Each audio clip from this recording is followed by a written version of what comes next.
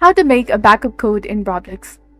Hello everyone, this is Neha from Create, Login and Delete, and today in this video presentation, I'll be demonstrating the process of creating a backup code in Roblox.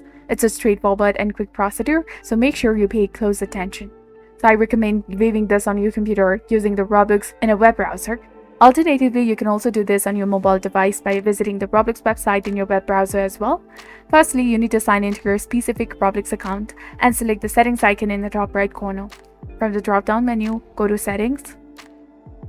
And once the settings page loads, go to the Security tab. And here you will see the various options including the two-step verification. At the bottom, you will find the security keys that serves as the backup codes. Be sure to save the security code. And this feature is compatible with the web browsers, iPhones, and iPads requiring a hardware security or the biometric data such as fingerprints or the facial recognition.